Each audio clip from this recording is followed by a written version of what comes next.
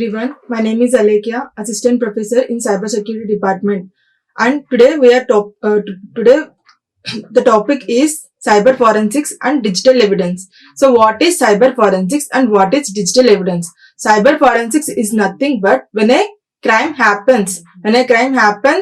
Then how the evidences are collected through internet, through network, how the evidences are collected. That is nothing but cyber forensics. The tools and techniques what are used to gather the information, gather the evidences are nothing but cyber forensics. And digital evidence, when we are submitting the evidences, when we are submitting the culprit evidences and the information about the crime, everything through digitally to the court of law is nothing but digital evidences. So the evidences through digitally like saving the information in some hard disks, some documents through computer is nothing but digital evidence. So first, what are the contents? What is cyber forensics and digital evidence, and what are the rules of evidence? When we are submitting the evidence, what are the rules we have to follow? These are the contents today. First, cyber forensics and digital evidence. So here cyber forensics are divided into mainly two domains: computer forensics and network forensics. So the forensic tools done through computer using tools are nothing but computer forensics, and the network forensics is like it's a study of network traffic to search for truth in civil, criminal and administrative matters, to protect the users and resources from exploitation, invasion of privacy and any other crime fostered by the continual expansion of network connectivity. So network forensics is nothing but the study of network traffic. So it mainly used for searching for the evidences to protect the users. So therefore network forensics assumes important in the context of cybercrime. So when coming to the context of cybercrime, network forensics is very important. So for computer forensics and network forensics, they are two different domains. The mainly used for searching for the culprit, searching for the criminal of the crime. Okay, these are the two important domains in cyber forensics. And as compared to the physical evidence, when compared to the physical evidence, like the documents on the documents on the papers, like the physical evidence, digital evidence is different in nature because it has some unique characteristics. Because in digital evidence, it is like we have encrypt the data. We can encrypt the data so that no other person who doesn't have access to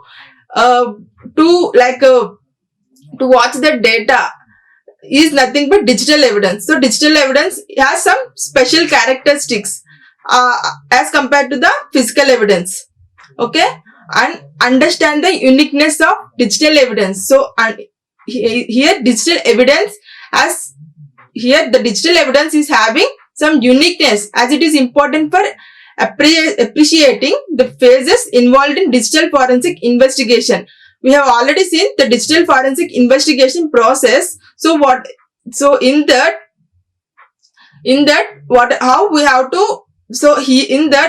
the data is stored through digitally. So digital evidence is mainly very important in digital forensic investigation. Okay, in digital forensic life cycle, we have everything we have recorded, everything that has to be recorded and that has to be filed and that has to be encrypted, everything. So and also maintaining the chain of custody we have already seen in last class. Chain of custody is nothing but the evidences from one hand to another hand. So where the evidence is going from one hand to another hand, the timings, the dates, everything that should be recorded, and the break of chain of custody will like if you break the chain of custody, the investigation has to start from the beginning onwards. And the cyber forensic experts, who are the experts means the person who knows the tools and techniques to retrieve the data.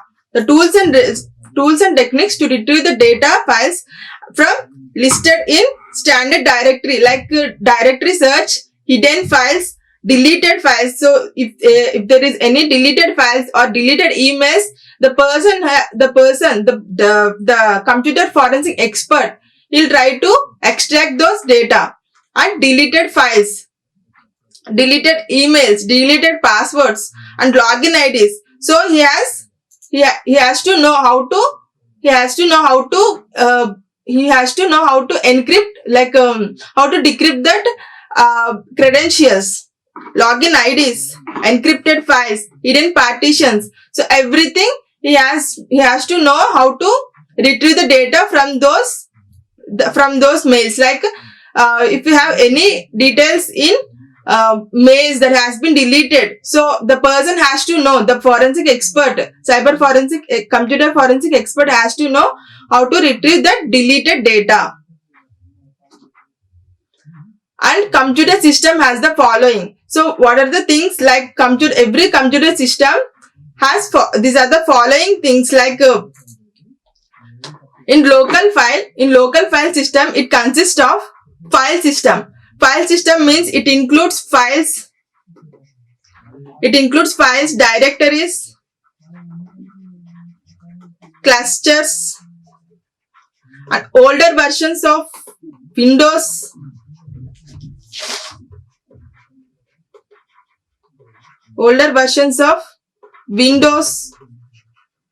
sectors, fact tables,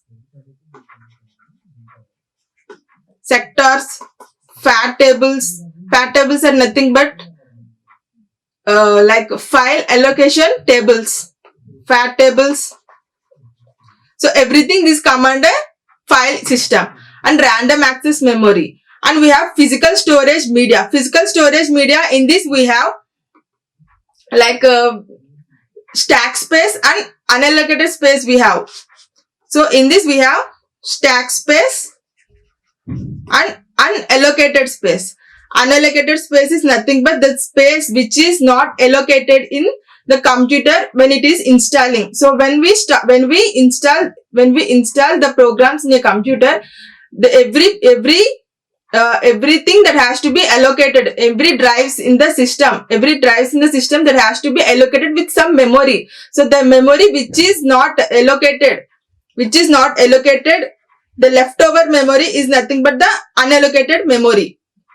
And next one, user created files. User created files is nothing but the files that are created by the user, like photos, videos,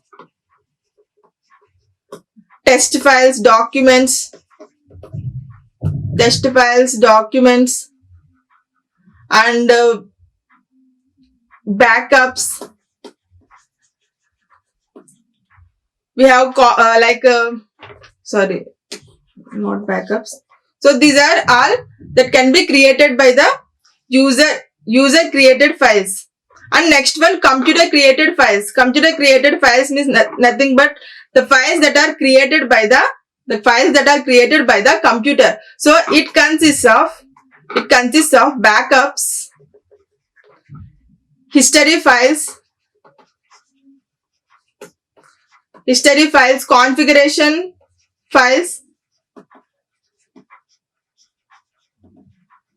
configuration files, log files, etc. And computer networks. In computer networks, what will have? Application layer,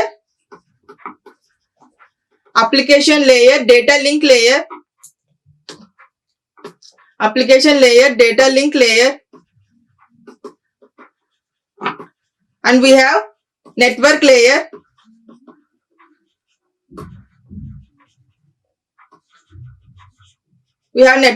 and we have transport layer. So in computer system we have the following. So what are we have? Logical file systems. So what are the logical file systems? In this we have file systems, random access memory, And physical storage media. Physical storage media. In file systems, we have files, directories, clusters. Clusters are nothing but related data. Older versions of Windows, sectors, everything that is come under file systems. Random access memory, RAM.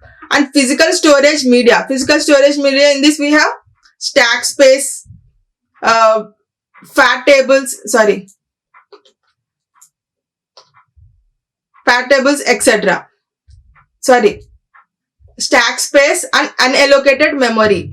And we have user created files. In this we have medias like photos, videos, test files, documents, everything.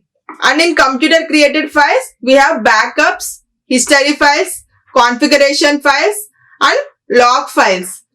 And computer networks, in this we have application layer, data link layer, network layer, and transport layer. So these are all come under computer systems. So if everything that is here is in computer systems. And next one, what are the rules of evidence? What are the rules of evidence? The Indian Act amended means adopted the Indian Evidence Act. So the Indian IT Act adopted the Indian Evidence Act. So according to Indian Evidence Act 1872, evidence means, so according to Indian Evidence Act 1872, so what is evidence means? Evidence means all the statements which the court permits. So the court has to permit the statements that are declared in the evidence are required to be made before it by witnesses, and that should be accepted by the witnesses in relation to matter of fact under inquiry is called oral evidence. So in evidences we have oral evidences and documentary evidences. So in oral evidence we have the witnesses has to accept those evidences and accept those statements in the evidences, and the court has to permit those statements. And in document evidence, what we have in document evidence, the document evidence are produced for the inspection of the court. It should be produced for the inspection of the court. That should be produced by the inspection of the court. And here the number of context involved in actually identifying a piece of digital evidence. So these are some context, like we have physical context, logical context, legal context. Physical context is nothing but it should have some specific piece of media. So it must be definable. So the physical context must be definable in its physical form. That should be in a physical form, and it should reside on a specific piece of media. So it is in a specific piece of media. In a piece of media we have some physical context. And logical context. What is logical context? It should have logical position. So it must be identifiable as to its logical position. That is, where does it reside related to the file system. In file system, where does it reside? So in file systems, what we have? We have all these things. So where it is lives. So where it is in that comes under logical content. And legal content. Legal content is we must place the evidence in correct context. We have to maintain the rules, and we have to mention that evidence in correct context to read its meaning. So this may require looking at the evidence as machine language. For example, ASCII. So as per the ASCII, we have to write the correct context to meaningful that should be understandable by the court of law. And next one, how we have to gather the information, and how we have to make it as evidence. First, physical context. We have to collect the physical context that is in media, and we have logical context that is in data, and we have legal context that is in information. So the data, the media what we have got, and the data what we have got, that should be submitted to the court of law. That is nothing but legal context. So as per the legal context, we have to prepare the information, and we have to prepare the evidence. Through the information, we will get the evidence.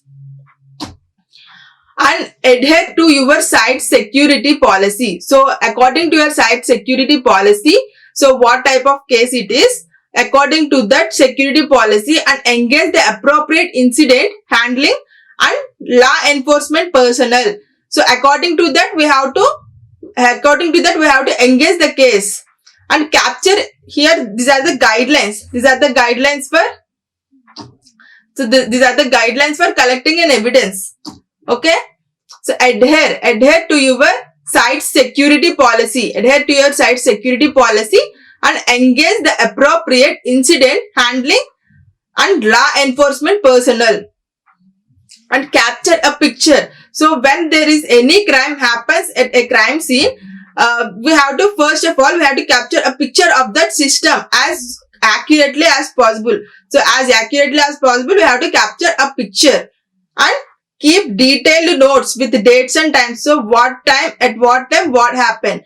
So some X person has entered into the system at some time and he has done some malware on some time. So like that, everything that has to be detailedly noted.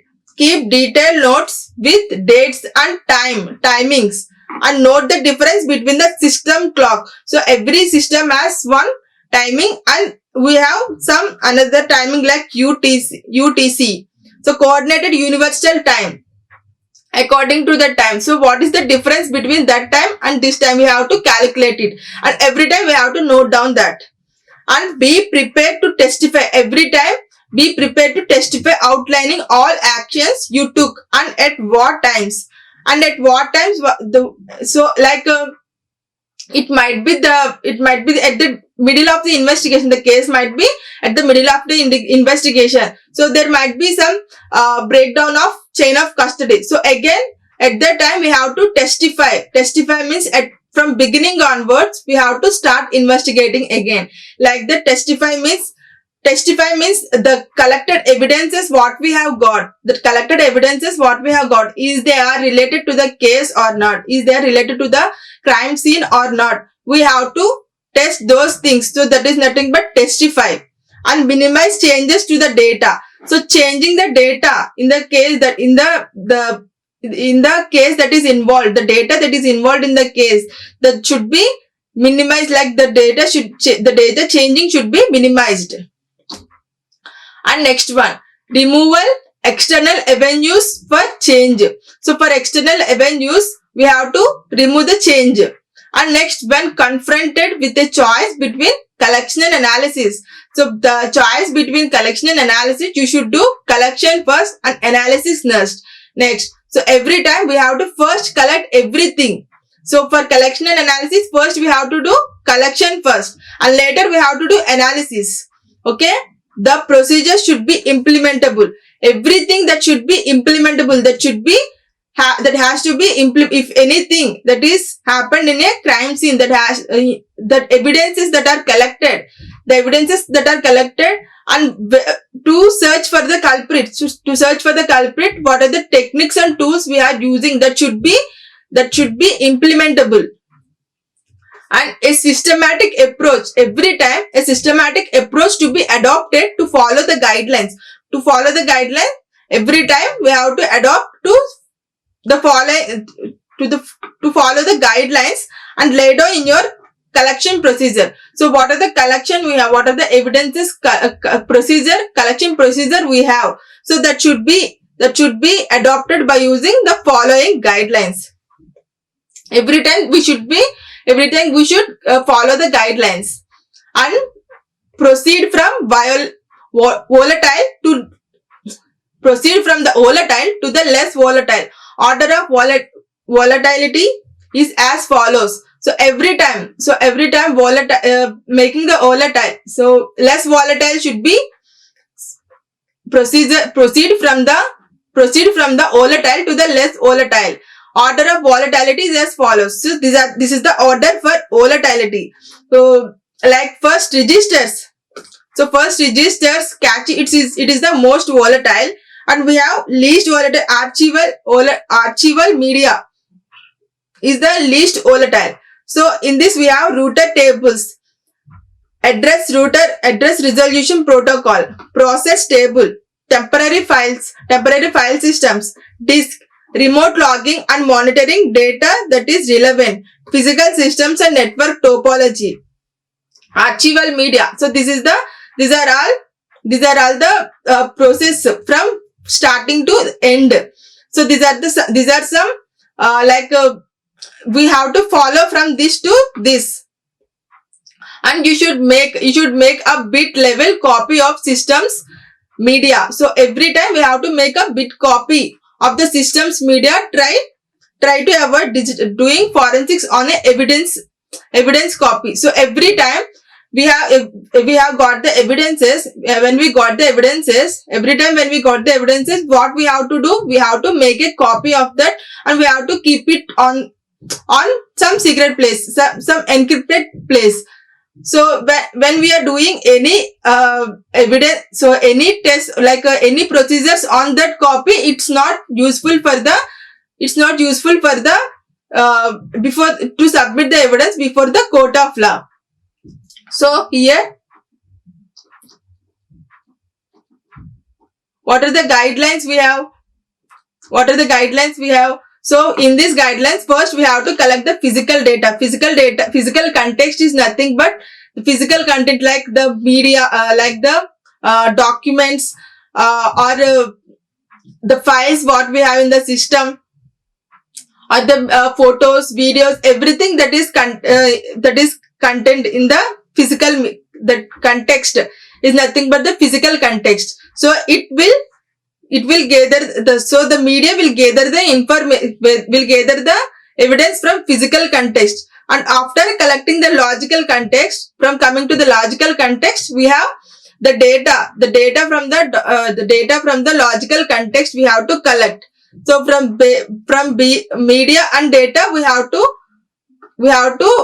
produce the information. We have to produce the information through legal context is nothing but producing the information legally. So by maintaining ASCII words, so ASCII, we have to form the information and we have to make the information as evidence to submit in front of the court of law. And here what we have in computer systems, we have logical file systems. In this we have file systems, random access memory, physical storage media, and we have user created files, computer created files, and computer networks. So computer networks are nothing but the transportation. It might be the application of any layer. So any applications we have, how to use those applications to gather the information from the evidence of the data, and how the data link is used. The network layer, what is the network used? So what is the network used at the time of crime, and with which network the transport the data from one place to another place has gone. So everything that comes under computer networks. So today what we have discussed,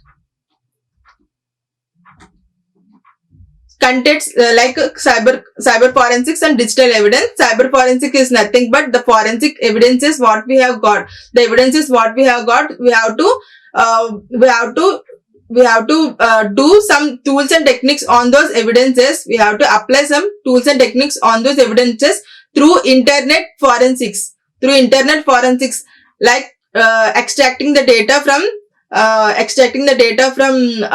deleted files, or extracting the data from deleted mails, emails, encrypted data. How we have to gather from the information from encrypted data. Everything is nothing but cyber forensics. And how we have to submit those evidences digitally is nothing but digital evidence.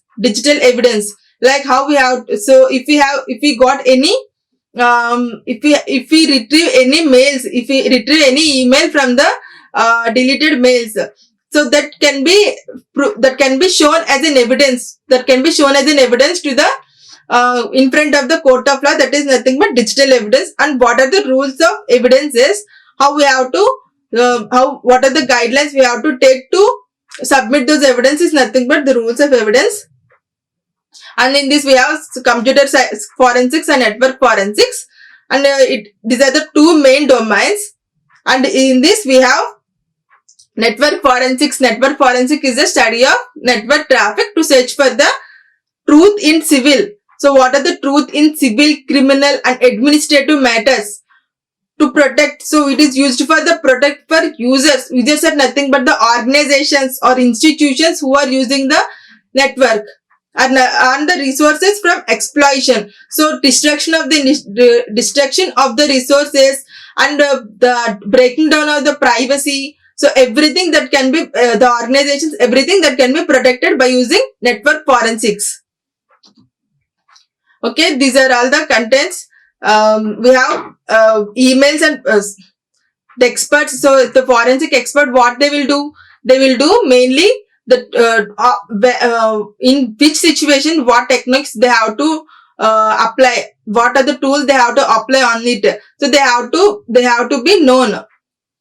So computer experts has to know the techniques to retrieve the data from files. So how we have to retrieve the data from the files listed in standard dictionary, and how we have to search for the directory search, how we have to retrieve the data from hidden files. So hidden files, and how we have to retrieve the data from deleted files, how we have to retrieve the data from deleted emails and passwords, how we have to crack the IDs and password, everything that should be known by the computer forensic expert. And these are the rules, like all statements which the court permits are required to made before it by witness. So we have oral evidence and documentary evidences. These are the only two evidence that we can submit in front of law.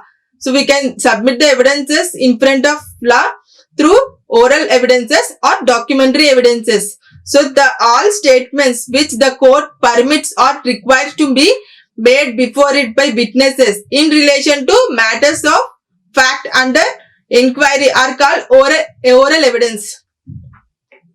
So all documents that are produced for the inspection of the court are called documentary evidence. So what are all documents, the documents that are inspected in the documents that are inspected, that are being produced in front of the court of law is nothing but documentary evidences.